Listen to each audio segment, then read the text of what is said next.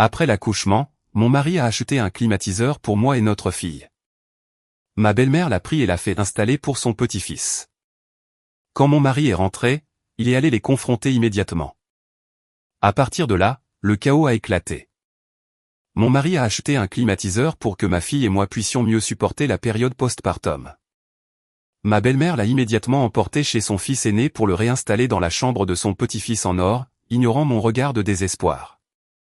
Chers lecteurs, nous nous retrouvons ici par les hasards du destin. N'hésitez pas à partager le meilleur de vous-même. Merci de tout cœur, Madame Carmen. Ma belle-mère jeta avec mépris le morceau de melon qu'elle mangeait sur la table. Elle se leva brusquement et, d'un doigt osseux pointé directement sur le visage de mon mari, siffla « Je suis ta mère et j'en ai le droit. Ta femme a accouché d'une fille, une autre bouche inutile à nourrir. Quel besoin a-t-elle de luxe ?» Sa voix criarde et acérée résonna depuis la maison de mon beau-frère, traversant le mince mur mitoyen et se plantant dans mes oreilles alors que je serrais ma fille, rouge et brûlante de chaleur. Dans une chambre qui ressemblait à un four crématoire, j'ai serré ma fille contre ma poitrine, un acte inconscient de protection. Mais je ne savais pas moi-même si je la protégeais de la chaleur étouffante ou de ces malédictions venimeuses. Cette scène reste à ce jour un poignard planté dans mon cœur. Une cicatrice qui ne guérira jamais. Ce fut le point culminant de toutes les injustices accumulées que j'ai dû supporter. Tout a commencé avec la chaleur de juillet à Marseille. Une chaleur qui semblait vouloir brûler toute patience et toute bonté humaine. En juillet à Marseille, on n'appelle pas ça de la chaleur, mais la fureur des cieux. Le soleil brûlait comme si on frottait du sel sur la peau. L'air était dense et épais. En respirant, on ne sentait que sa poitrine brûler. L'asphalte de la rue fondait, collant. Le chant des cigales dans les platanes en face de la maison n'était plus la bande-son de l'été, mais un cri assourdissant. Le journal télévisé annonçait 42 ou 43 degrés. Dans ce contexte infernal, je passais ma convalescence postpartum. Ma première-née, la petite Lucie, venait d'avoir 20 jours. Notre appartement de location d'à peine 40 mètres carrés, qui n'avait habituellement qu'une petite fenêtre donnant sur une cour intérieure, était devenu une boîte fermée, un véritable four. L'odeur d'humanité, de lait maternel, de couches, se mélangeait à la chaleur suffocante, créant une atmosphère irrespirable. Suivant les conseils des grands-mères, j'essayais de garder la petite un minimum couverte, mais la sueur nous baignait toutes les deux, trempant nos vêtements et laissant notre peau collante. Mais ma souffrance n'était rien comparée à celle de ma petite, qui était née blanche et potelée, et avait maintenant tout le corps, le cou et le dos jusqu'à l'aine couvert d'une éruption cutanée rouge due à la chaleur. La chaleur la torturait et ne la laissait pas dormir en paix. Elle se tordait, sursautait et pleurait inconsolablement. Ses pleurs brisaient le silence étouffant de l'après-midi et me brisaient le cœur. J'ai tout essayé. Bain d'eau tiède, talc, mais rien ne fonctionnait.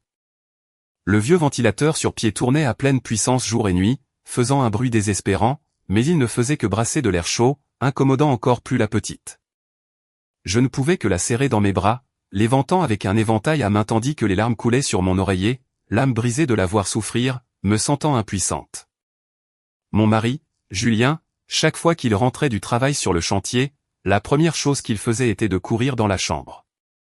En nous voyant toutes les deux trempées de sueur, son visage s'assombrissait. Il était conducteur de travaux, mais son salaire suffisait à peine à couvrir les dépenses modestes de notre petite famille. Voir sa femme et sa fille souffrir lui faisait mal au cœur. Cette nuit-là, après avoir réussi à endormir la petite, il s'est assis au bord du lit et a pris ma main collante de sueur. Sa voix se fit basse, pleine de détermination. « Demain, je vais acheter un climatiseur, chérie. » Je sursautai et me hâtai de refuser. « Non, Julien, où allons-nous trouver l'argent ? Ton salaire suffit à peine et tu dois encore en donner une partie à ta mère, en plus des couches et du lait. Nous tiendrons le coup. » Julien secoua la tête, me regardant avec des yeux pleins de compassion. « Toi, tu peux tenir, mais pas la petite. La voir pleurer de chaleur, je ne peux pas le supporter. Je ne peux pas être un père aussi misérable. Pour l'argent, j'y réfléchirai. S'il le faut, je demanderai à un ami. Mais si nous continuons comme ça, vous allez tomber malade. » En l'entendant, mes yeux se remplirent de larmes. Dans cette misère, son inquiétude était mon seul réconfort. Je savais qu'il aimait sa famille, mais je savais aussi que sa décision allait sûrement allumer la mèche d'une nouvelle guerre, car dans cette grande maison familiale, divisée en 2 logements, rien n'était vraiment à nous. Tout devait passer par l'approbation d'une personne, la personne qui aurait dû nous aimer le plus, mais qui était toujours celle qui semait le plus d'amertume, ma belle-mère, Madame Carmen. Et je ne me suis pas trompé, la flamme de la guerre était allumée. Elle n'attendait que le moment d'éclater. Julien, consumé par la peine de nous voir ainsi, sa femme et sa fille, maigrissaient visiblement. Le jour, il se tuait à la tâche sous le soleil brûlant du chantier à Marseille, et la nuit, il se dépêchait de m'aider avec la petite. « Dors un peu pour récupérer des forces », me disait-il, mais comment pouvais-je dormir? Le bruit du ventilateur, ses soupirs, les pleurs entrecoupés du bébé, tout se mélangeait en une symphonie triste et pesante. Il y eut des nuits où nous ne pouvions que nous asseoir et nous regarder, la sueur coulant sur nos joues, se confondant avec les larmes. Ce furent ces jours misérables qui transformèrent l'intention de Julien d'acheter le climatiseur en une détermination de fer. Cette nuit-là, quand Lucie se remit à pleurer désespérément à cause de la chaleur, Julien, sans un mot, se leva brusquement et sortit pour téléphoner. J'entendis vaguement qu'il parlait à un ami d'une voix pressée. « Pascal, écoute, pourrais-tu me prêter 500 €? Oui, c'est urgent, pour ma femme et la petite. Oui, je te remercie beaucoup. Le mois prochain, dès que je suis payé, je te les rends. » Il raccrocha et entra dans la chambre avec un visage mêlé de culpabilité et de fermeté. Il s'assit à côté de moi et dit à voix basse, « J'ai trouvé l'argent. Demain, j'achète le climatiseur et je le fais installer. » Je lui pris la main, le cœur partagé entre l'amour pour mon mari, l'émotion et la peur. « Julien, et si ta mère l'apprend? Elle va nous critiquer, tu vas voir. » Julien soupira. Un soupir lourd, chargé des soucis de l'homme qui soutient son foyer. Qu'elle dise ce qu'elle veut. Je ne peux pas rester les bras croisés à voir ma fille souffrir comme ça. Je m'arrangerai avec ma mère. Toi, ne t'inquiète pas, repose-toi. Il dit cela, mais je savais que s'arranger avec sa mère n'avait jamais été facile. Madame Carmen était une femme puissante à sa manière. Son pouvoir ne venait pas de l'argent, mais de son statut de matriarche, de l'autorité qu'elle avait construite dans cette famille pendant des années. Et plus important encore, son pouvoir était renforcé par une foi aveugle en son fils aîné et son petit-fils. Le lendemain matin, Julien tint sa promesse. Il partit tôt avec la camionnette du travail. Vers midi, il appela à la maison d'une voix joyeuse, « Chérie, je l'ai acheté. C'est un bon modèle inverté à basse consommation. Les installateurs du magasin d'électroménager doivent le livrer et l'installer en début d'après-midi. Tiens bon encore un peu. » Je raccrochai le téléphone avec une petite joie au cœur. J'imaginais la chambre bientôt inondée d'un courant d'air frais. Ma fille pourrait dormir paisiblement sans pleurer. Rien que d'y penser, je sentais que la chaleur diminuait un peu. Lucie dormait, et je me mis à dégager le coin du mur où Julien avait décidé que le split serait installé, pleine d'espoir. Mais j'ai été trop naïf de penser que ce petit bonheur nous parviendrait facilement. J'avais oublié que dans cette maison, ma joie était souvent le détonateur de la colère de quelqu'un d'autre. Et ce fut le cas lorsque la petite camionnette de livraison du magasin d'électroménager freina devant la porte, apportant mon espoir. Une tempête approchait aussi depuis la rue. Une tempête nommée belle-mère. Pour comprendre l'action suivante de Madame Carmen, il faut peut-être tourner les pages de vieux souvenirs où les graines de l'injustice ont été semées et cultivées. Madame Carmen a eu 2 fils. Manuel, le mari de Rose, est l'aîné, et mon mari, Julien, est le cadet. Tous 2 ont fondé leur famille et vivaient dans la même grande maison ancienne, propriété des grands-parents, divisée en 2 logements indépendants partageant une grande cour centrale. Mais aux yeux de sa mère, il semblait qu'un seul fils existait. Manuel n'avait pas de métier stable, il faisait des petits boulots de temps en temps avec des revenus précaires. Ma belle-sœur, Rose, avait ouvert un petit salon de coiffure de quartier au coin de la rue. Les clients étaient rares. L'économie de leur foyer était toujours à la limite. Cependant, pour Madame Carmen, Manuel était le premier-né, l'image de la famille, l'intelligent, celui qui savait se débrouiller socialement. Toute sa paresse et sa dépendance étaient justifiées par elle avec des raisons ridicules. S'il ne gagnait pas d'argent, elle disait qu'il attendait sa grande opportunité. Si ma belle-sœur se plaignait que son mari n'aidait pas à la maison, elle balayait l'argument, les hommes ne sont pas faits pour ces tâches subalternes, ils perdent leur statut. À l'inverse, Julien, mon mari, fut dès son plus jeune âge le fils le moins choyé. Il était travailleur, bon, il avait fait ses études, avait un travail stable et était la principale source de revenus de la maison. Mais aux yeux de sa mère, il restait le petit idiot qui ne savait pas compter. Tous les mois, il lui donnait de l'argent pour ses dépenses, mais elle se plaignait toujours que c'était peu. Elle disait que l'argent servait à entretenir la grande maison, mais en réalité, la majeure partie de cet argent finissait dans les poches de son fils aîné et de sa belle-fille sans raison apparente. Si Manuel avait besoin de changer de scooter, elle piochait en secret dans les économies que Julien lui donnait. Si Pascal, le fils de Manuel, demandait un jouet cher, elle n'hésitait pas à ouvrir son porte-monnaie. Même les frais de scolarité et les vêtements de Pascal étaient presque entièrement payés par elle. Elle appelait cela une compensation parce que l'aîné avait des difficultés. Si moi, sa mère, je ne l'aide pas, qui le fera, disait-elle toujours à Julien. Toi, en tant qu'oncle qui est mieux loti financièrement, tu as la responsabilité de prendre soin de ton frère et de ton neveu. Les frères sont comme les mains et les pieds. Vous devez vous soutenir mutuellement. Mais son soutien n'allait que dans un sens. Nous n'avons jamais reçu la moindre aide. Ce favoritisme a atteint son paroxysme lorsque ma belle-sœur et moi sommes tombés enceintes en même temps. Pascal avait déjà 6 ans. Madame Carmen était secrètement excitée, certaine que je lui donnerais un autre petit-fils. Elle a commencé à me gaver, mais d'une manière très étrange. Elle me préparait des ragoûts copieux et des plats riches tous les jours, murmurant « mange bien », pour voir si un gaillard sort de là. Elle est allée voir une voyante ou une guérisseuse qui lui a sorti une phrase lapidaire, les cartes disent que c'est une fille, une autre inutile qui finira par partir avec un autre nom de famille. À partir de ce moment, son attitude a changé du tout au tout. Les meilleurs plats qu'elle achetait étaient tous pour ma belle-sœur, car elle portait son deuxième petit-fils en or.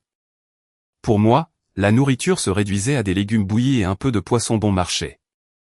Elle disait que si je mangeais beaucoup, je deviendrais grosse, moi et pas la petite, et qu'élever une fille, c'était jeter l'argent par les fenêtres. Ces paroles étaient comme des aiguilles plantées dans mon cœur. Je me sentais humilié, mais par amour pour Julien, je me taisais. Julien a aussi parlé plusieurs fois avec sa mère, mais cela se terminait toujours par la même phrase de sa part, « Tu oses contredire ta mère juste pour ta femme ?» Il est clair qu'elle t'a complètement retourné le cerveau. Le jour où j'ai accouché, elle n'est venue à l'hôpital qu'un instant, a jeté un coup d'œil et est repartie avec une mine renfrognée. Elle n'a pas pris sa petite fille une seule fois dans ses bras. Elle a dit que les filles portent malheur et que si elle la prenait, elle pourrait transmettre quelque chose à Pascal.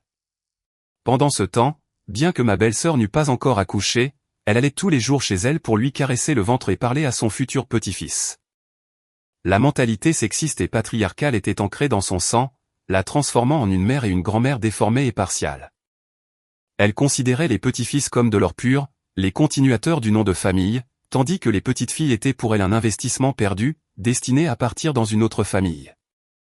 C'est cette mentalité toxique qui fut la graine, l'origine de toute la tragédie qui a suivi. Elle a transformé le climatiseur que mon mari avait acheté avec tant d'efforts, avec de l'argent emprunté pour sa femme et sa fille, en la victime sacrificielle de son favoritisme aveugle. Pour en revenir à cet après-midi-là, le bruit de la camionnette freinant devant la porte fit battre mon cœur plus vite. C'était le véhicule du magasin. Je regardai rapidement par la fenêtre et vis 2 installateurs en uniforme bleu descendre une énorme boîte en carton. La joie parcourut mon corps. Je sentais que j'étais sur le point d'être libéré de ce four. Je m'apprêtais à sortir pour leur ouvrir la porte de la cour commune et les inviter à passer dans notre partie de la maison, mais je n'eus même pas le temps de quitter la pièce qu'une silhouette entra de la rue comme une tornade. C'était Madame Carmen. Elle venait de rentrer de quelque part et portait encore son chariot de course. En voyant la camionnette et les 2 techniciens, son visage changea. Elle n'entra pas chez nous ni ne posa de questions, mais alla directement intercepter les ouvriers à l'entrée de la cour. Attendez un moment, les gars. Sa voix était aiguë et autoritaire. Les 2 installateurs la regardèrent, surpris, et l'un dit « Bonjour, madame. C'est bien la maison de monsieur Julien ? Nous venons livrer et installer un climatiseur pour lui. » Je retins ma respiration, caché derrière la porte de mon salon, écoutant. Mon cœur se mit à battre avec inquiétude. Madame Carmen agita la main rapidement avec une aisance déconcertante, comme si elle avait tout organisé. Oui, c'est la maison de Julien, mais il a changé d'avis. Les gars, il dit de ne pas l'installer ici, qu'il vaut mieux que vous l'emmeniez chez son frère aîné, juste à côté. Suivez-moi. Sur ce, elle se retourna et se dirigea directement vers la porte du logement de Manuel, leur faisant signe de la suivre. Les deux installateurs se regardèrent, confus.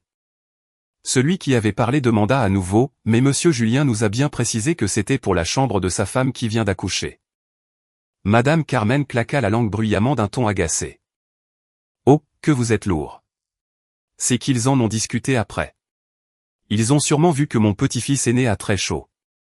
Faites-moi confiance, je suis sa mère. C'est moi qui décide. Installez-le là en face. Quand Julien viendra, il vous paiera tout. Allez, vite, il fait très chaud. » En entendant cela, je ne pus rester immobile. Prise de panique, je criai de l'intérieur de ma maison, la voix faible à cause du manque de sommeil et de la fatigue, « Belle maman, Madame Carmen, Julien a dit que c'était pour notre chambre, pour que la petite n'ait pas chaud. » Mon cri sembla n'être qu'une brise passant à ses oreilles. Elle tourna légèrement la tête vers moi, mais ne me regarda même pas. Elle jeta un seau d'eau froide sur mon espoir naissant. Les nouveau-nés doivent supporter avec l'éventail pour devenir forts. Quel climatiseur, quelle bêtise. L'air froid va lui faire du mal. Tu ne vois pas mon Pascal comment il transpire à grosses gouttes?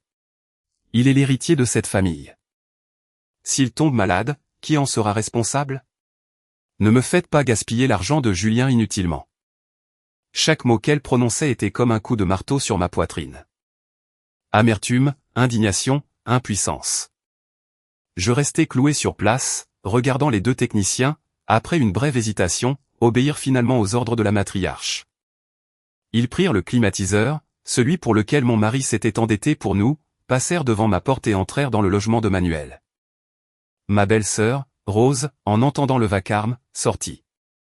En voyant sa belle-mère et les techniciens portant l'appareil, elle se réjouit visiblement. Elle ne me regarda même pas, indiquant avec enthousiasme, « Oh, belle maman, quelle merveille! Installez-le directement dans la chambre de Pascal, s'il vous plaît. Vite, quand il rentrera du centre aéré, il va cuire. » Leur rire, le bruit des meubles déplacés, le son de la perceuse dans le mur, tout résonnait clairement à travers la cour et le mur mitoyen. Chaque son était un coup de poignard qui approfondissait ma douleur. Le climatiseur de ma fille et moi, mon seul espoir, avait été volé sans vergogne sous mon nez, et la voleuse était la personne que je devais appeler belle-mère. Je retournai en chancelant dans la chambre. Je claquai la porte, mais cela ne put arrêter les sons de torture venant de la maison d'à côté. Le bruit de la perceuse perçant le mur dura près d'une heure. Un son lancinant.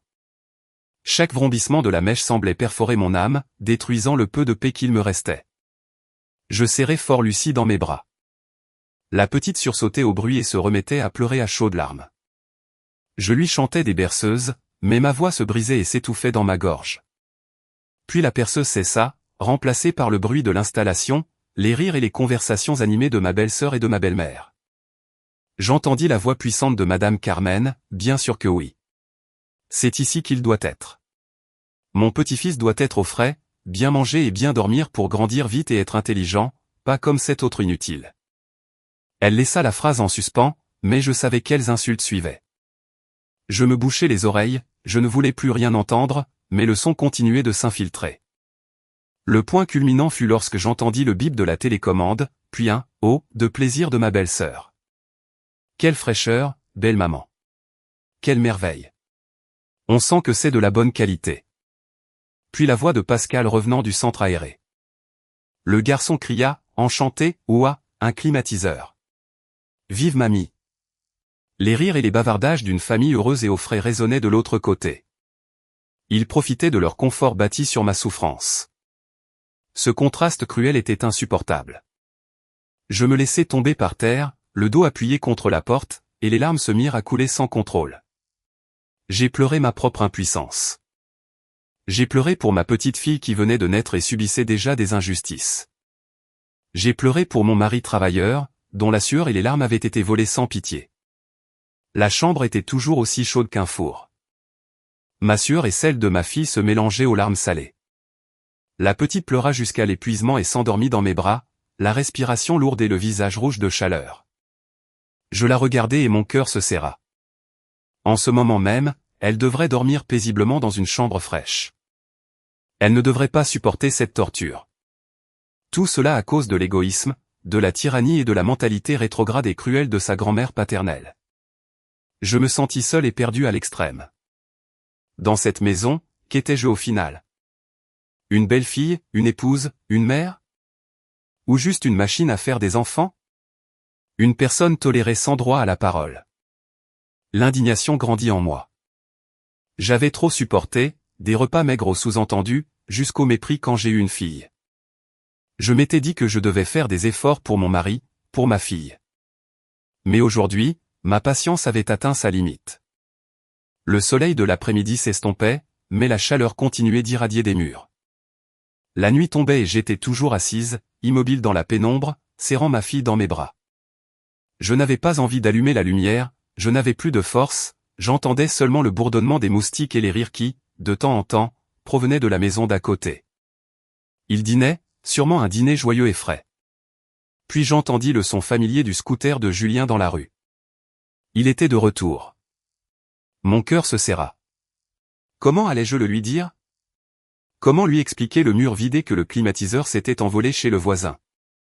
Je savais que lorsqu'il l'apprendrait, une véritable tempête se déchaînerait, et cette fois, je n'allais pas l'arrêter. Le moment était venu de mettre fin à ce silence. La porte de la chambre s'ouvrit et Julien entra, le visage encore perlé de sueur, mais les yeux brillants de joie. Dans sa main droite, il tenait un sac en plastique transparent avec 2 grands verres d'orgeat glacé, des gouttelettes de condensation couvrant l'extérieur. « Chérie, je suis là, dit-il en levant le sac avec enthousiasme. Je t'ai apporté de l'orgeat pour te rafraîchir. La dame du glacier dit que c'est très bon pour la lactation. Bois-le bien frais. » Sa voix s'éteignit et le sourire sur ses lèvres se figea. Ses yeux parcoururent rapidement la pièce. Il me regarda, puis Lucie dormant dans mes bras. Nous étions toutes les deux trempées de sueur, comme si nous sortions de l'eau. Puis il leva les yeux vers le coin du mur, le coin vide où ne restait qu'une tache de plâtre frais, nue et moqueuse. « Où est le climatiseur, Hélène ?» demanda-t-il. Sa voix avait perdu sa joie d'avant, remplacée par une perplexité évidente. « Les techniciens ne sont pas venus? Il y a eu un problème? » Je secouai la tête. J'avais la gorge sèche, mais j'essayais de ne pas laisser ma voix trembler. Je ne pleurais pas. Les larmes d'humiliation avaient séché dans l'après-midi. Maintenant, en moi, il ne restait que l'insensibilité et un feu d'indignation qui brûlait lentement. Je regardais mon mari droit dans les yeux et lui racontais tout ce qui s'était passé. Ma voix était monotone, sans émotion, comme si je racontais l'histoire de quelqu'un d'autre. Je relatais comment Madame Carmen avait intercepté les techniciens, ce qu'elle avait dit, comment elle donnait des ordres en pointant du doigt, et la joie de ma belle-sœur en recevant ce cadeau tombé du ciel. Plus je parlais, plus le visage de Julien changeait. Il passa de la perplexité à l'incrédulité, et de l'incrédulité à une colère violette. Ses yeux devinrent injectés de sang. Il serra les poings jusqu'à ce que ses jointures blanchissent. Il ne dit pas un mot, il écoutait simplement en silence. Mais je pouvais sentir la tempête gronder à l'intérieur de mon homme, habituellement si calme. Quand j'eus fini mon récit, il était toujours immobile comme une statue. Le sac avec les 2 verres d'orgeat lui glissa des mains et tomba par terre avec un bruit sourd. Un verre se cassa, répandant la boisson et la glace pilée. Sa fraîcheur semblait incapable d'apaiser l'atmosphère brûlante de la pièce à ce moment-là. « Maman, comment as-tu pu faire ça ?» murmura-t-il d'une voix rauque, non pas en me le demandant à moi, mais comme s'il se le demandait à lui-même. Puis, comme un volcan qui a accumulé assez d'énergie, il explosa. Il ne cria pas, ne cassa rien. Il se retourna simplement et marcha d'un pas décidé. Chacun de ses pas résonnait lourdement sur le sol. Je savais où il allait et je ne l'arrêtais pas. Toute patience a une limite, et la limite de mon mari, comme la mienne, avait été dépassée depuis longtemps. Il sortit de la maison sans un mot de plus, marchant furieusement vers la porte de son frère. La porte du logement d'à côté était entr'ouverte, laissant s'échapper un rail de lumière et un air frais et doux, comme une invitation provocante. Julien ne frappa pas, il poussa la porte et entra brusquement. Immédiatement, un courant d'air froid lui frappa le visage. Un contraste cruel avec la chaleur étouffante que sa femme et sa fille enduraient à un mur de distance. La scène dans le salon de Manuel fit brûler encore plus fort la flamme de la colère dans le cœur de Julien. Sa mère, son frère, sa belle-sœur et son neveu étaient assis ensemble sur le canapé. Le climatiseur neuf, celui qu'il avait acheté en empruntant de l'argent, fonctionnait silencieusement sur le mur, expulsant des courants d'air frais.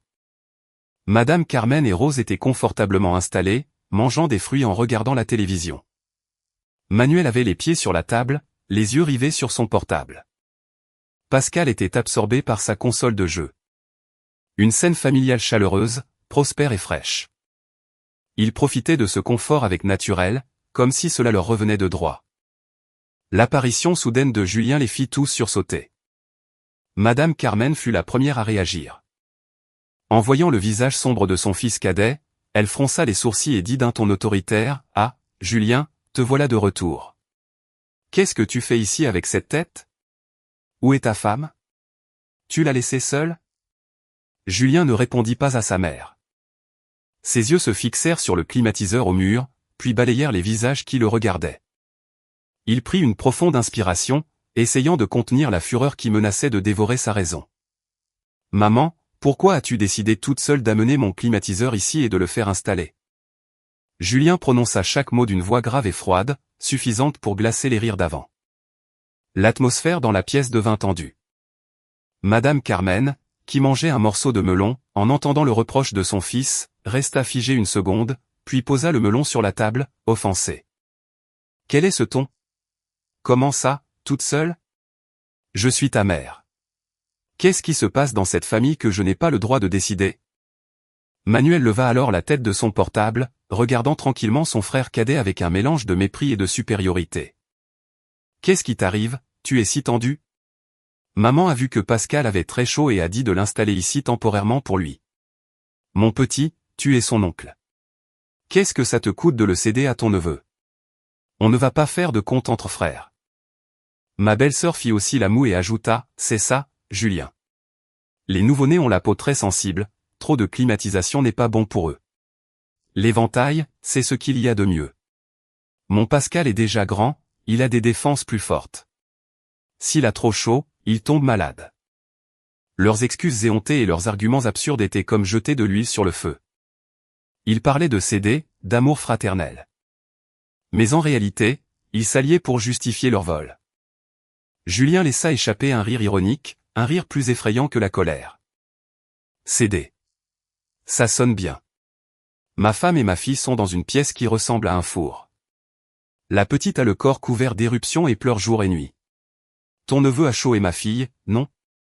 Où est-ce que sa vie vaut moins que celle de ton fils? La question de Julien fut comme une gifle pour tout le monde. Elle touchait au cœur du problème.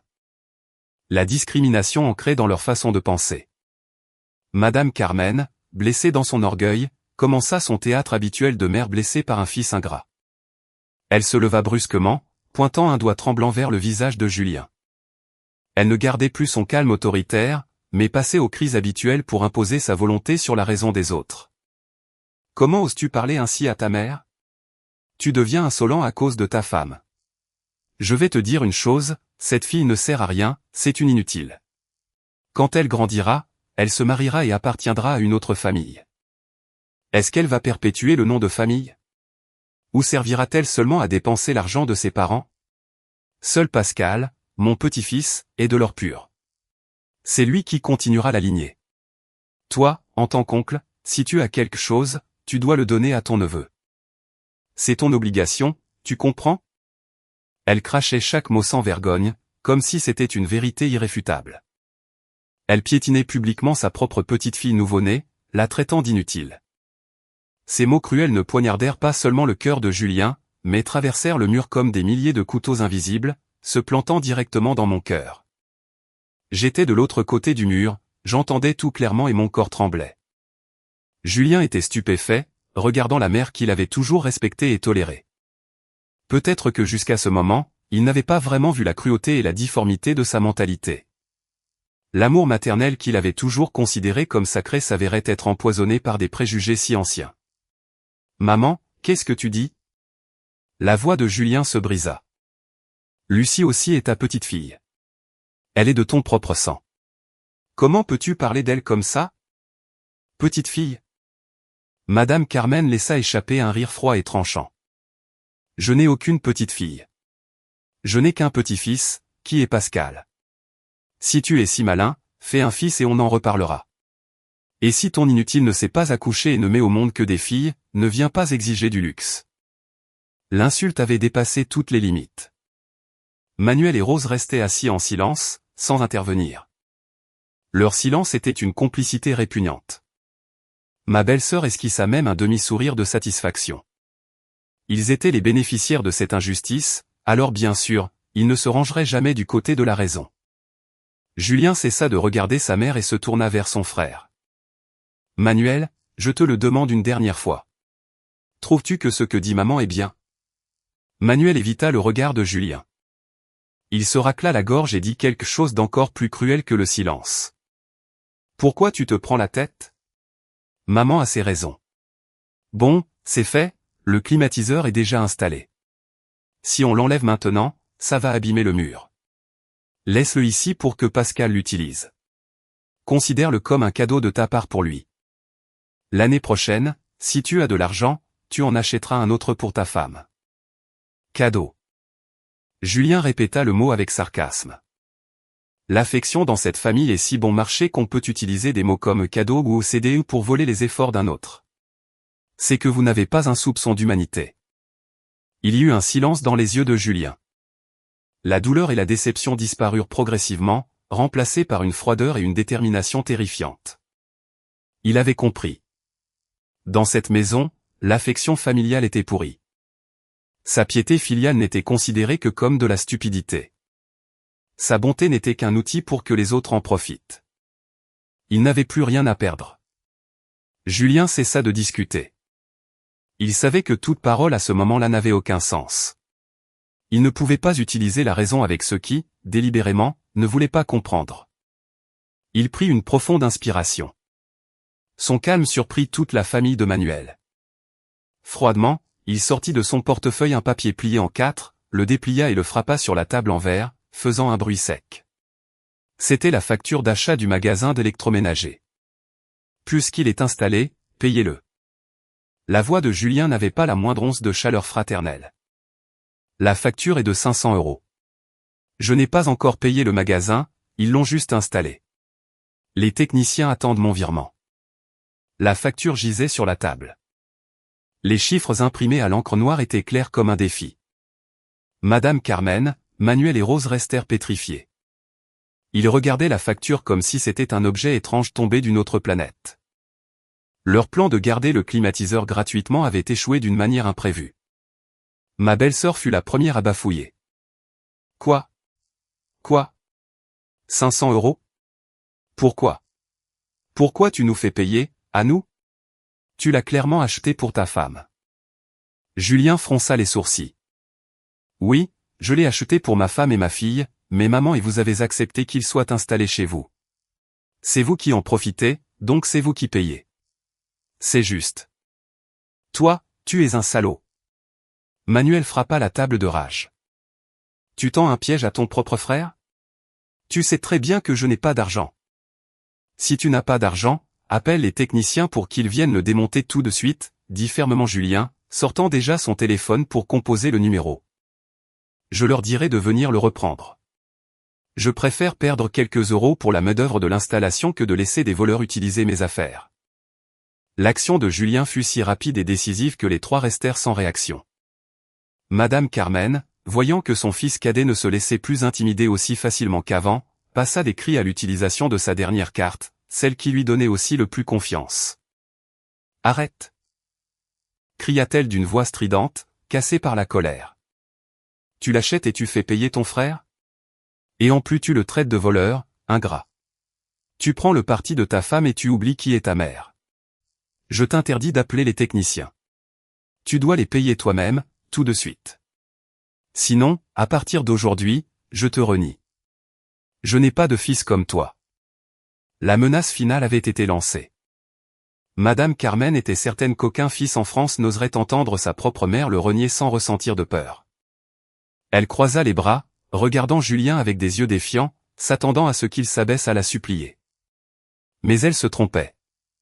La blessure dans le cœur de Julien était trop profonde. Sa déception avait atteint sa limite. Il regarda sa mère droit dans les yeux. Dans son regard, il n'y avait plus de patience. Il ne restait qu'une douleur profonde et une fatigue extrême. Il était trop fatigué de vivre dans cette injustice. Renier. Julien répéta le mot. Sa voix était étrangement calme. Il hocha légèrement la tête. Un hochement lent, mais lourd de sens. Très bien. Si tu considères Manuel comme de l'or, et ma femme et moi comme des déchets, je l'accepte. Le calme de Julien fut un coup plus dur que 1000 disputes. Madame Carmen resta bouche bée. Le scénario ne se déroulait pas comme elle l'avait prévu. Le fils, qu'elle pensait toujours obéissant, osait maintenant accepter leur rupture. Elle balbutia, « Toi qu'est-ce que tu dis ?» Ose payer, Julien interrompit sa mère. Son regard se posa sur Manuel et sa femme, froid comme la glace. « Si vous ne payez pas, j'appelle les techniciens pour qu'ils le démontent pour de bon. Ou j'appellerai la police pour dénoncer que vous vous êtes approprié mes biens. 500 € n'est pas une petite somme. » La menace finale d'appeler la police toucha la peur de Manuel et de sa femme. Il pouvait être effronté et cupide, mais il craignait la loi. Rose regarda son mari avec des yeux pleins de panique. Manuel serra les dents, le visage rouge de colère et de honte. Être acculé ainsi par son frère cadet, quelle plus grande humiliation pouvait-il y avoir? D'accord, on paie. Tu crois que je n'ai pas d'argent? Grogna Manuel. Mais tout le monde vit que ce n'était que des paroles pour garder un peu de dignité. Il entra furieux dans la chambre et en ressortit un instant plus tard avec une liasse de billets enroulés dans un élastique. Rose, le visage pâle, alla aussi dans sa chambre et sortit quelques petits billets gardés dans l'armoire. Ils mirent en commun, comptèrent et recomptèrent plusieurs fois jusqu'à atteindre les 500 €. En voyant la douleur que cela leur causait de donner la liasse de billets à Julien, tout le monde comprit que c'était toutes leurs économies. Julien prit l'argent sans un mot, le mit dans sa poche et se retourna pour partir. « Attends !» cria Madame Carmen, les larmes commençant à couler, mais ce n'étaient pas des larmes de repentir, mais de rage et de frustration face à l'humiliation. « Où vas-tu avec l'argent? Tu ne me considères plus comme ta mère, espèce de sans-cœur. » Julien s'arrêta, mais ne tourna pas la tête. Il dit seulement à voix basse, pleine d'amertume, « C'est toi qui ne m'as pas considéré comme ton fils en premier. À partir de maintenant, je ne vous dérangerai plus, ni toi ni eux. » Sur ce, il sortit directement. Au même moment, Madame Carmen courut aussi dans sa chambre, prit un sac en tissu et y fourra à la hâte quelques vêtements de rechange. Elle sortit en courant, les yeux larmoyants, et déclara à voix haute pour que tout le voisinage l'entende, « Bien, si tu te comportes comme ça, je n'ai pas besoin de ta maison non plus. Je vais vivre avec mon fils aîné. À partir de maintenant, bonne chance, ne te remontre plus jamais devant moi. » Elle était convaincue que son fils cadet regretterait bientôt et viendrait la supplier de lui pardonner. Elle était sûre que la vie aux côtés de son fils en or, qu'elle avait tant favorisé, serait un paradis. Mais elle ne savait pas que c'était le moment où commençait la véritable tragédie de sa vie. La porte qui se ferma ce jour-là ne sépara pas seulement deux maisons, mais ferma un ancien chapitre de la famille et en ouvrit un nouveau, plein de tempêtes, dont elle serait la protagoniste centrale. Le claquement de la porte de la maison de Manuel résonna, emportant les cris d'indignation de ma belle-mère et mettant fin à la tragicomédie de l'après-midi. Julien rentra à la maison, le visage défait et fatigué. Il s'assit à côté de moi, me prit la main et la serra doucement. Je savais qu'il était triste, aussi injuste que sa mère ait été avec lui, elle restait la femme qui lui avait donné la vie. Être renié par sa propre mère était une blessure que rien ne pouvait guérir. « Je suis désolé, dis-je à voix basse. J'aurais dû patienter un peu plus. » Julien secoua la tête. Il m'attira contre son épaule. « Ce n'est pas ta faute, tu as déjà assez supporté. C'est moi. J'ai été trop faible et je vous ai laissé souffrir. » Il se tut un long moment, puis soupira. « Bon, c'est peut-être mieux ainsi. Peut-être que cette distance permettra à tout le monde de se calmer et de réfléchir.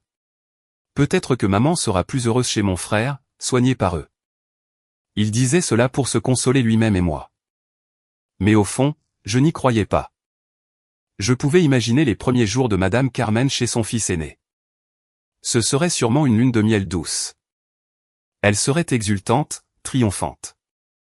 Elle irait dans tout le quartier raconter comment son fils cadet ingrat, dominé par sa femme, l'avait maltraité, et comment son fils aîné, qu'il aimait vraiment, l'avait accueilli pour prendre soin d'elle. Et comme je l'avais supposé, quelques jours plus tard, j'entendis vaguement Madame Lola, la voisine, parler à quelqu'un dans la rue. Elle disait à voix haute que Madame Carmen vivait maintenant comme une reine avec Manuel et sa femme, que la belle-fille la servait comme une princesse. Ma belle-sœur Rose, les premiers jours, joua aussi parfaitement le rôle de la belle-fille exemplaire. Elle allait au marché acheter tout ce que Madame Carmen aimait. Elle lui parlait avec douceur et la choyait plus que sa propre mère. Manuel, en rentrant à la maison, était toujours « Maman, ceci, maman, cela », demandant de ses nouvelles avec sollicitude. Madame Carmen vivait dans cette flatterie hypocrite, pleine de fierté. Elle sentait que sa décision avait été tout à fait juste. Elle s'était débarrassée d'un fardeau, que nous étions, pour profiter de la vie aux côtés de son trésor. Pendant ce temps, la vie de mon mari et la mienne entraient dans une nouvelle phase de paix et de soulagement. Pour la première fois, nous pouvions décider quoi manger sans que personne ne nous surveille. Pour la première fois, Julien pouvait disposer de son salaire complet pour sa femme et sa fille. La maison était petite, mais accueillante. Nos rires et les pleurs doux de Lucie, des pleurs de faim ou de besoin de bras, mais plus de chaleur, se mélangeaient pour créer la plus heureuse des musiques. Après ce jour tendu, mon mari acheta un autre climatiseur. Il n'apporta pas seulement de la fraîcheur physique, mais fut le symbole d'une liberté, d'une frontière établie. Cependant, je savais que cette paix n'était que temporaire. Une lune de miel construite sur l'égoïsme et le calcul ne dure jamais longtemps. Quand le masque de l'hypocrisie tombe, quand les calculs ne sont pas bons, c'est là que commence la véritable tragédie. Et ironiquement, c'est elle-même qui allait allumer la mèche de cette tragédie. Le bonheur de Madame Carmen ne dura même pas 10 jours. Il se termina aussi vite qu'une glace sous le soleil de juillet. La raison était très simple et pratique, l'argent. Manuel et sa femme étaient habitués à vivre en dépendant des autres. Leur principale source de revenus n'était pas le salon de coiffure vide de Rose ni les petits boulots de Manuel, mais les aides constantes de Madame Carmen. Et cet argent, en réalité, était le salaire de Julien qu'elle détournait en secret pour compenser son fils aîné. Dès qu'elle rompit avec nous, ce robinet se ferma. Les piranhas habitués à être nourris commencèrent alors à mordre la main qui les nourrissait. Le changement commença par les plus petites choses. Les repas de famille n'étaient plus aussi abondants qu'avant. Au lieu de ragoût et de viande, il n'y avait plus qu'un plat de légumes bouillis, un peu d'omelette et du pain. Rose revenait du marché avec une mine renfrognée, se plaignant sans cesse. « Oh, mon Dieu, comme les prix ont augmenté. Même les blettes sont chères. À ce rythme, on va devoir aller vivre sous un pont. » Au début, Madame Carmen n'y prêta pas attention, mais les plaintes augmentaient de jour en jour. Un jour, par habitude, elle dit « Demain, achète-moi un peu de bon jambon cru, j'en ai envie. » Rose, qui faisait la vaisselle dans la cuisine, répondit en criant d'une voix aigre « Le bon jambon coûte un bras, belle maman. D'où veux-tu qu'on sorte l'argent? On doit se serrer la ceinture maintenant. » Madame Carmen resta pétrifiée. Jamais auparavant sa belle-fille aînée n'avait osé lui parler sur ce ton. Elle commença à se rendre compte que quelque chose n'allait pas. Puis vinrent les tâches ménagères. Les premiers jours, Rose se battait pour tout faire. Elle ne laissait pas sa belle-mère toucher à quoi que ce soit. Mais à peine une semaine plus tard, elle commença à demander de l'aide. Tôt le matin, elle bâillait déjà « Oh maman, je ne me sens pas bien aujourd'hui. Pourrais-tu aller au marché et en profiter pour mettre la soupe en route ?» Madame Carmen, avec la mentalité d'une mère qui aide ses enfants, accepta. Mais une fois se transforma rapidement en toutes les fois. Peu à peu, toutes les tâches de la maison lui incombèrent par défaut. Tôt le matin, elle devait se lever pour aller au marché. Elle revenait et se mettait à cuisiner. Après le déjeuner, elle passait son temps à faire une montagne de vaisselle. Le linge de toute la famille, de Manuel et Rose à celui de Pascal, elle le lavait et l'étendait toute seule. La maison désordonnée de son fils aîné, que Rose ne nettoyait jamais, était maintenant aussi sa responsabilité. De reine servie, Madame Carmen était devenue, sans s'en rendre compte, une domestique non rémunérée, une bonne à tout faire. Sa position dans cette maison avait complètement changé. Avant, c'est elle qui apportait l'argent, qui contrôlait les finances, donc elle avait le droit de commander. Maintenant, elle n'était qu'une personne à charge, une bouche de plus à nourrir et dépendante. Et les gens habitués à dépendre, comme Manuel et sa femme, dès qu'ils ne peuvent plus profiter, changent instantanément de visage. Le point culminant du changement fut lorsqu'elle demanda de l'argent pour ses dépenses personnelles. Elle avait l'habitude de s'acheter ces petites choses et d'aller de temps en temps prendre un café avec ses amis. « Je n'ai plus d'argent, dit-elle à Manuel. Manuel, donne-moi 20 € pour mes affaires. Manuel, qui était affalé en regardant son portable, fronça les sourcils, agacé. Pourquoi veux-tu tant d'argent? Tu manges et tu dors gratuitement ici, en quoi le dépenses-tu? Je n'en ai pas. La réponse cruelle de son fils en or laissa Madame Carmen abasourdie. Elle balbutia, mais Julien me donnait toujours de l'argent pour mes dépenses. Eh bien, va le demander à Julien. Rétorqua Manuel. Il est riche, lui. Il a de l'argent. Qu'il te le donne. Moi, je suis pauvre. On a à peine de quoi manger. Si tu veux nous aider, arrête cette habitude de dépenser pour rien. Madame Carmen resta glacée. Elle sentit le monde s'effondrer sous ses pieds. Le fils qu'elle avait tant choyé, pour qui elle avait tout fait, la traitait maintenant comme un fardeau. Elle avait elle-même coupé sa propre voie de repli pour tomber dans le piège qu'elle avait elle-même tissé. Si le changement matériel ne fit que décevoir Madame Carmen, l'attitude de sa belle-fille et de son petit-fils était comme des poignards invisibles qui blessaient chaque jour son vieux cœur, lui causant des plaies saignantes. Rose, après avoir réussi à refiler tout le travail domestique à sa belle-mère, commença à montrer son vrai visage de harpie. Elle ne disait plus de mots doux, mais la critiquait et la surveillait. Si Madame Carmen cuisinait, elle faisait la grimace, « Maman, c'est beaucoup trop salé. Qui va manger ça? Tu gaspilles la nourriture. » Si elle balayait la maison, elle passait derrière, passant son doigt sur les meubles et le lui montrant, « Regarde ça. Il y a encore de la poussière. Tu ne peux pas faire les choses correctement? Ce n'est pas une porcherie ici. » Une fois, par fatigue, elle oublia de laver un t-shirt de Pascal. Rose le trouva, le lui jeta au visage et lui cria, « Où as-tu la tête? Tu ne peux même pas laver le linge de ton petit-fils correctement? Ou est-ce que tu le détestes et tu le fais exprès? » Madame Carmen, suffoquée, dit en tremblant, « Je suis vieille, je vois mal. Si tu es vieille, retourne au village ou chez ton fils Julien, pour voir si sa femme te supporte. » Lui lança-t-elle avant de partir en se dandinant, laissant Madame Carmen seule dans la cour, tenant toujours le t-shirt sale, les larmes aux yeux. Mais la plus grande douleur venait de Pascal, le petit-fils en or qu'elle avait considéré comme son tout. Gâté et choyé par ses parents, le garçon devenait chaque jour plus insolent et tyrannique. Il ne respectait absolument pas sa grand-mère. Il la voyait comme une servante, une machine à satisfaire ses caprices. Si elle était occupée à cuisiner, il entrait, lui tirait sur ses vêtements et criait, « Eh, toi, donne-moi un jus de fruits, vite. » Elle lui disait doucement, « Pascal, mon chéri, attends que je finisse de préparer le repas. C'est presque prêt. » Le garçon se jetait immédiatement par terre, criant et donnant des coups de pied. Il prenait une pantoufle et la lui jetait en criant, « Méchante mamie, tu ne m'aimes pas. Je vais le dire à papa et maman pour qu'ils te grondent. » Manuel et Rose, en entendant cela, non seulement ne grondaient pas leur fils, mais couraient le consoler puis se tournaient pour lui faire des reproches. « Ça te coûte tant que ça de lui faire un jus? Tu ne peux pas le choyer un peu. » La permissivité des parents avait transformé Pascal en un petit dictateur. Il considérait que tourmenter sa grand-mère était un jeu amusant. Un jour qu'elle se reposait dans la cour, il courut, lui arracha le foulard de la tête et le jeta dans une flaque d'eau sale, s'enfuyant en riant aux éclats. Une autre fois, elle portait un plat de soupe chaude depuis la cuisine. Il lui fit un croche-pied exprès, la faisant presque tomber, et la soupe se renversa sur le sol. Rose Levier, au lieu de demander si sa belle-mère s'était brûlée, se lamenta seulement sur la perte. « Oh, mon Dieu, toute la soupe est tombée. Tu sais ce que coûtent les légumes maintenant? » Madame Carmen commença à vivre dans la peur. Peur des critiques de sa belle-fille, peur des farces cruelles de son petit-fils.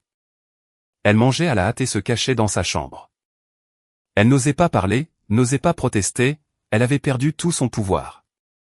Elle se rendit compte que le respect que Manuel et sa femme lui témoignaient auparavant ne venait pas de l'amour, mais seulement de son utilité. Maintenant que cette utilité avait disparu, elle était devenue une gêne, un fardeau.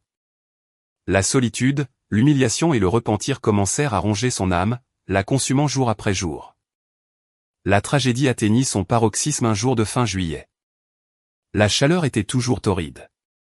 Le soleil tapait fort dès le matin et à midi, il était si intense qu'il semblait vouloir tout transpercer. L'air était suffocant et dense, même à l'ombre, la sueur coulait à flots.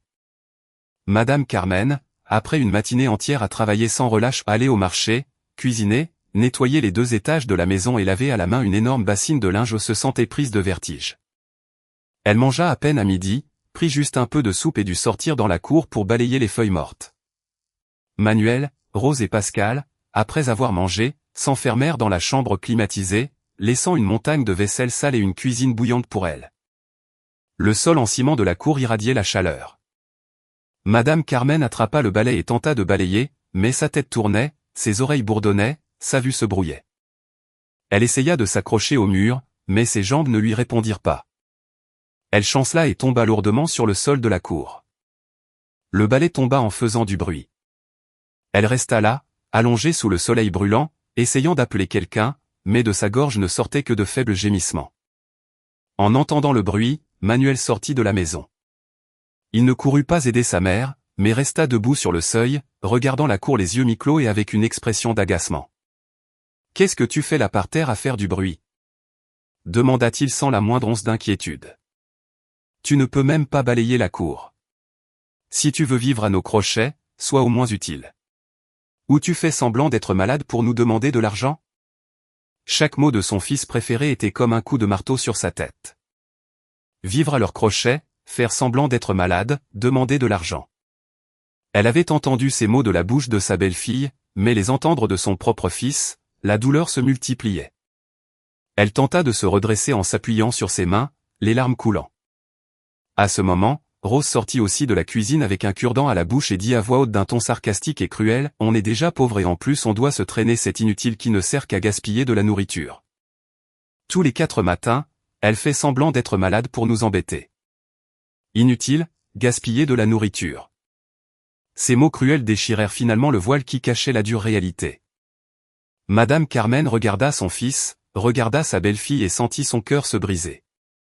Tous ces sacrifices, tous ces efforts pendant tant d'années, à quoi avaient-ils servi? Seulement à recevoir le mépris et les plus amères humiliations. D'une voix tremblante d'émotion, elle dit, « Je suis ta mère, Manuel. Je me suis dévouée pour vous pendant des années. » Elle tentait de s'accrocher à la dernière trace d'amour filial, lui rappelant ses mérites dans l'espoir d'éveiller la conscience de son fils. Mais elle se trompait. Ses larmes, à ce moment-là, n'étaient pour eux qu'une nuisance. Le rappel des mérites de Madame Carmen non seulement ne réveilla pas Manuel, mais ce fut comme jeter de l'essence sur le feu de son égoïsme et de son impudence. Il laissa échapper un rire froid, plus froid que l'hiver. « Dévoué » lança-t-il en haussant la voix. Il s'approcha d'elle. Son ombre tomba sur elle, masquant le soleil brûlant mais créant une oppression suffocante. « C'est drôle. Tu t'es dévoué pour nous?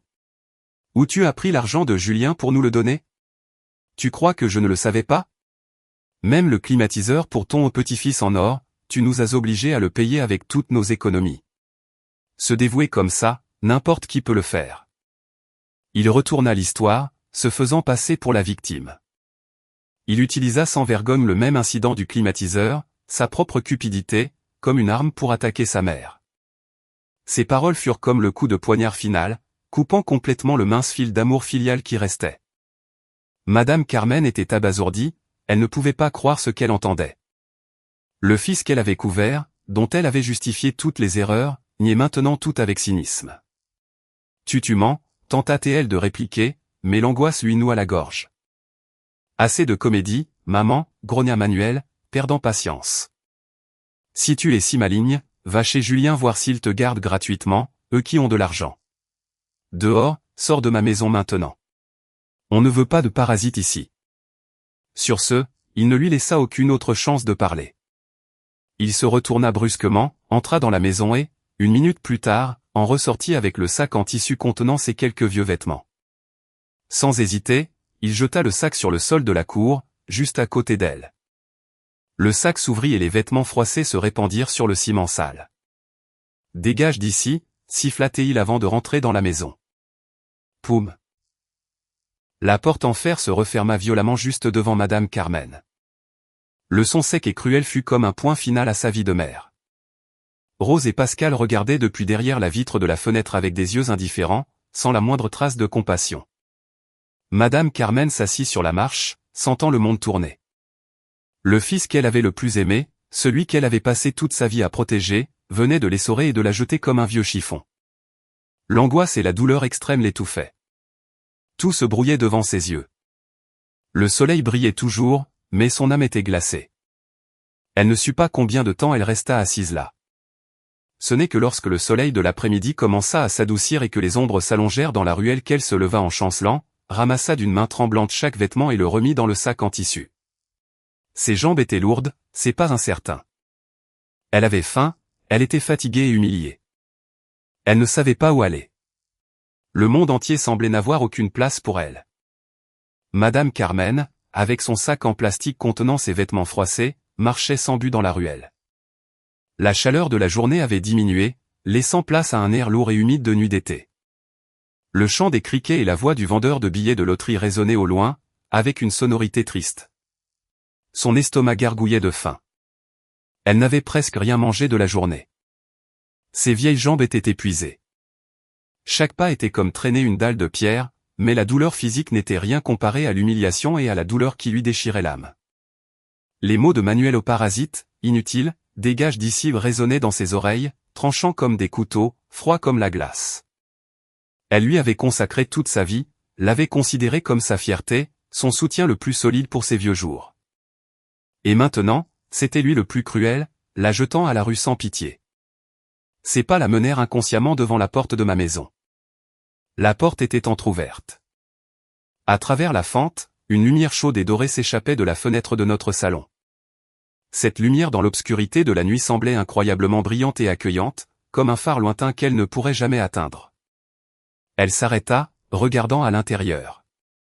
Bien qu'elle ne vît pas clairement, elle pouvait imaginer la scène chaleureuse. Julien était sûrement en train de bercer la petite et sa femme préparaient le dîner. Dans cette maison, il y avait des rires, la chaleur d'un foyer et, plus important encore, la fraîcheur du climatiseur qu'elle avait si cruellement volé. La honte et l'orgueil d'une belle-mère qui avait prononcé des paroles cruelles lui lièrent les pieds. Elle désirait désespérément frapper à la porte, aspirait à un toit pour passer la nuit, mais elle n'en avait pas le courage. Comment pouvait-elle faire face à son fils cadet et à sa femme? Comment pouvait-elle regarder en face la belle-fille qu'elle avait piétinée? Regarder en face la petite fille qu'elle avait traitée d'inutile. À ce moment, les souvenirs l'envahirent, aussi nets que s'ils s'étaient produits la veille. Elle se souvint des jours où elle vivait avec Julien, des fois où elle avait mal au dos quand le temps changeait. C'est ma belle-fille, malgré sa grossesse avancée, qui était allée acheter des herbes pour lui faire des cataplasmes.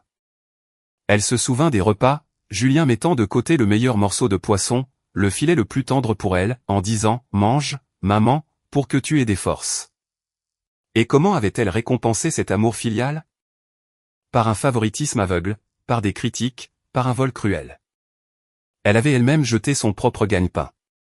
Elle se souvint du visage de Julien cet après-midi-là. Son regard n'était plus celui de la patience, mais d'une déception absolue. Elle avait tué le dernier reste d'amour et de respect dans son cœur. Maintenant, elle n'avait plus rien, personne vers qui se tourner. Le fils qu'elle avait enchoyé l'avait pressé comme un citron et jeté. Le fils qu'elle avait méprisé ne voudrait probablement plus la voir. Des larmes de profond repentir roulèrent sur son vieux visage ridé. Elle se retourna, n'osant plus regarder vers cette maison accueillante. Elle s'éloigna en marchant avec difficulté, d'un pas lourd, vers l'avenue où se trouvait le pont. Peut-être que le dessous du pont, humide et froid, était le seul endroit pour une vieille inutile comme elle. Cette nuit-là, chez moi, je venais de donner le sein à Lucie et je lui chantais doucement une berceuse. La chambre était fraîche, agréable. La petite dormait paisiblement dans les bras de sa mère. Julien était assis à côté, pelant une pomme pour moi en silence. Depuis la dispute de l'après-midi, il était très silencieux. Son visage reflétait une tristesse qu'il ne pouvait cacher. Je savais qu'il se tourmentait. Soudain, il se leva, alla à la fenêtre et regarda dans la rue sombre. Il resta là longtemps. Je vis son dos se tendre. Un moment plus tard, il se retourna, la voix grave, un peu effrayée et douloureuse. Chérie, j'ai vu maman. Je levai les yeux. Qu'est-ce qui lui arrive? Je l'ai vue. Manuel l'a mise à la porte. Le sac de vêtements était jeté dans la cour. La voix de Julien se brisa. Elle vient de passer devant chez nous. Elle marche seule vers l'avenue. Elle a l'air très mal. En entendant Julien, mon cœur se serra d'une manière étrange. L'image d'une femme âgée de près de 70 ans, voûtée, avec un sac en plastique, errant seule dans l'obscurité m'apparut clairement. Bien que je la détestasse, que je la haïsse jusqu'à la moelle pour ses paroles cruelles, pour les injustices qu'elle nous avait faites, à ma fille et à moi, et que j'ai même pensé que c'était le karma qu'elle méritait, en imaginant cette scène. En pensant à une personne âgée sans abri errant dans la rue la nuit, toute ma rancœur s'évanouit, remplacée par un sentiment de pitié. Elle avait eu tort, cruellement tort, mais elle était aussi une mère, une vieille femme digne de pitié. Et plus important encore, elle était la mère de mon mari. Je regardais Julien. Ses yeux, à ce moment-là, n'avaient plus la détermination de l'après-midi, mais étaient remplis de la douleur et de la confusion d'un fils. Il me regardait comme s'il attendait mon verdict. Je savais que si je secouais la tête, il n'oserait pas me contrarier. Après tout ce qui s'était passé, il ne me laisserait jamais subir plus de mal. Mais pouvais-je faire ça? Pouvais-je fermer les yeux et laisser quelque chose de mal arriver à ma belle-mère dehors? Pouvais-je laisser mon mari vivre toute sa vie avec le remords, avec la réputation de mauvais fils pour avoir abandonné sa mère dans le malheur? Non, je ne pouvais pas. On dit que le plus grand péché est le manque de piété filiale. La rancœur peut se résoudre, mais le devoir d'un fils ne peut être nié. Je ne le faisais pas seulement pour elle, pas seulement pour mon mari, mais aussi pour ma fille. Je ne voulais pas que ma fille grandisse dans une famille où les liens se brisent et qu'ensuite, elle prenne l'exemple de ses parents et répète l'histoire. Je soupirai doucement. Je déposai Lucie dans son berceau et me tournai pour prendre la main de mon mari. Va chercher ta mère. Julien resta figé, me regardant comme s'il ne pouvait pas croire ce qu'il entendait. Je continuai d'une voix calme, malgré tout, c'est ta mère. Il fait nuit. La laisser seule dans la rue n'est pas sûr. La voir comme ça n'est pas non plus un bon exemple que nous donnons. Les yeux de Julien se remplirent de larmes. Il ne s'attendait pas à ce que la personne que sa mère avait le plus blessée soit la première à ouvrir son cœur pour pardonner. Il serra ma main avec force, une poignée qui valait 1000 mots de remerciement. Il hocha la tête sans rien dire de plus et sortit en courant par la porte. Sous la lumière jaunâtre et vacillante des lampadaires, l'ombre de Madame Carmen s'allongeait dans la rue, paraissant fragile et solitaire. Elle marchait lentement, chaque pas semblant traîner toute une vie de fatigue. Julien courut vite et rattrapa bientôt sa mère. « Maman » appela-t-il d'une voix rauque. Madame Carmen sursauta et se retourna, voyant son fils cadet debout juste derrière elle, le visage en sueur et respirant difficilement. Elle devint nerveuse. Son premier réflexe fut la honte. Elle se retourna rapidement, essuyant les larmes de ses joues avec sa manche, essayant de cacher son visage décharné et misérable. Elle tenta de se défaire de l'emprise de Julien. « Laisse-moi partir » murmura-t-elle. « Je n'ai pas le courage de vous regarder, toi et ta femme. Je me suis trompée. J'étais aveugle. » Julien ne la laissa pas partir. Il fit un pas en avant et serra le corps mince et tremblant de sa mère dans ses bras. Son étreinte était forte, comme s'il craignait qu'en la lâchant, elle ne s'évanouisse dans l'obscurité. Sa voix était pleine de douleur. « Où pensais-tu aller à cette heure de la nuit? Tu n'as pas pensé à nous ?» L'étreinte chaleureuse et la question de Julien brisèrent la dernière barrière défensive que Madame Carmen tentait de maintenir. Elle ne put plus faire la forte. Pendant des décennies, elle avait été la forte, celle qui décidait de tout, mais maintenant, face au fils qu'elle avait méprisé, elle n'était qu'une vieille femme faible et digne de pitié. Elle éclata en sanglots, un cri inconsolable et amer, comme une enfant perdue. Ses mains ridées s'agrippaient à la chemise de son fils comme à sa seule bouée de sauvetage. Ses larmes n'étaient pas seulement dues à l'humiliation d'avoir été chassée par son fils aîné, mais aussi à un repentir tardif. Les larmes lavaient toute son obstination, tous les préjugés sexistes qui s'étaient enracinés dans son subconscient pendant des années. Julien lui tapotait doucement le dos pour la consoler, comme quand il était petit. Il la laissa pleurer pour évacuer toute son amertume. Quand les pleurs diminuèrent, ne laissant que des sanglots entrecoupés, il parla à voix basse. Sa phrase ne fut ni un reproche, ni un pardon hautain. Elle fut simple, sincère et incroyablement chaleureuse. Rentrons à la maison, maman. Hélène a déjà fait le dîner et t'attend pour manger. Rentrons à la maison. Ces 4 mots étaient simples, mais ils avaient plus de force que n'importe quel discours. Ils signifiaient qu'elle avait encore un endroit où retourner. Ils signifiaient qu'elle était toujours la bienvenue. Ils signifiaient qu'elle faisait toujours partie de cette famille. Rentrons à la maison. La dernière défense dans le cœur de Madame Carmen s'effondra complètement. Elle hocha la tête entre 2 larmes, laissa Julien la prendre par le bras pour la ramener dans la ruelle familière. Ses pas n'étaient plus incertains. La lumière chaude qui s'échappait de notre petite maison en face n'était plus un paradis lointain, mais était devenue le dernier refuge sûr de sa vie. La porte de ma maison s'ouvrit. Julien aida sa mère à entrer. Immédiatement, un courant d'air frais du climatiseur l'enveloppa, soulageant son corps fatigué. Le contraste soudain entre la chaleur humide de l'extérieur et le confort de l'intérieur la laissa paralysée. C'était ce qu'elle avait cruellement volé à ma fille et à moi. Maintenant, cela l'accueillait, elle. J'avais préparé un petit dîner sur la table du salon. Il y avait une soupe de vermicelle, un peu de poisson frit et une omelette aux pommes de terre, des plats simples mais qui fumaient, dégageant un arôme accueillant. En me voyant, Madame Carmen s'arrêta à la porte, n'osant pas entrer. Elle baissa la tête, tortillant le bord de ses vêtements avec ses vieilles mains. La honte et le repentir étaient évidents sur chaque ride de son visage. La femme qui se tenait là n'était plus la belle-mère autoritaire et acariâtre, mais seulement une pauvre vieille femme digne de pitié. Je m'approchai et dis doucement, « Entrez, belle maman, lavez-vous les mains et asseyez-vous pour dîner pendant que c'est chaud. » Ma voix était calme, sans aucun reproche. C'est précisément ce calme qui la mettait encore plus mal à l'aise. Peut-être que si je l'avais critiquée ou grondée, elle se serait sentie mieux. Julien aida sa mère à s'asseoir. Je lui servis un verre d'eau fraîche et le lui tendis. Elle le prit en tremblant, but une gorgée et le reposa sans oser me regarder en face. Son regard parcourut la pièce et s'arrêta sur le berceau où Lucie dormait profondément, comme attirée par une force invisible. Elle se leva timidement et s'approcha du berceau. Elle resta là un bon moment, regardant fixement le petit visage rond et adorable de sa petite fille.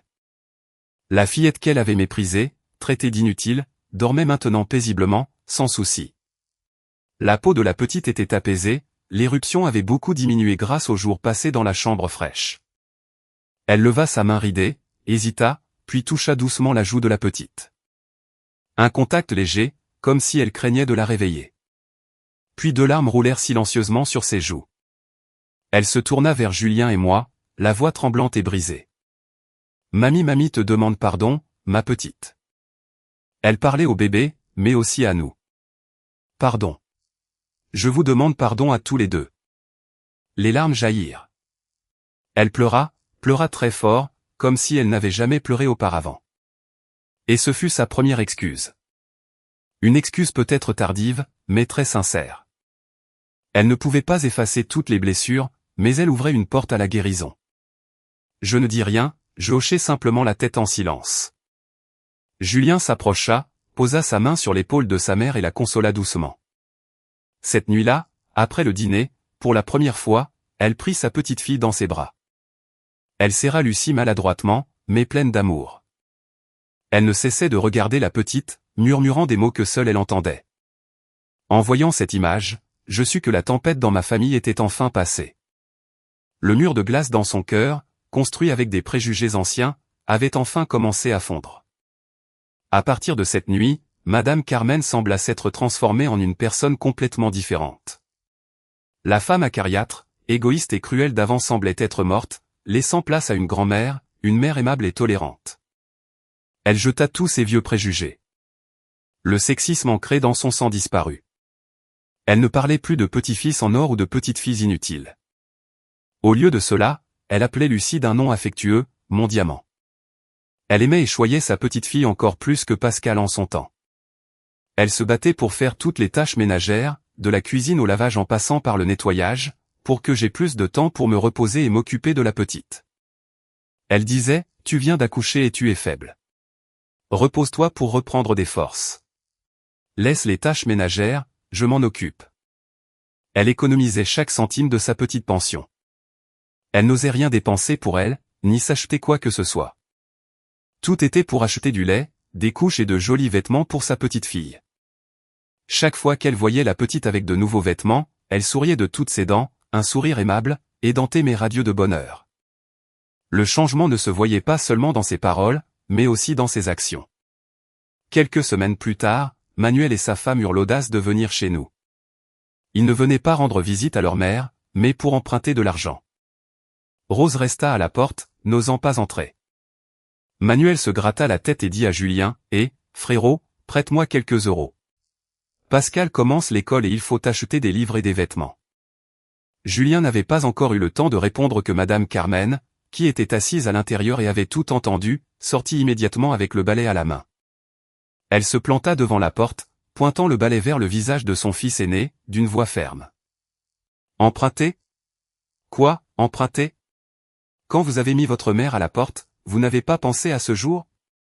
Vous croyez que cette maison est un entrepôt où vous pouvez venir vous servir quand vous voulez ? Partez, partez et occupez-vous vous-même de votre fils.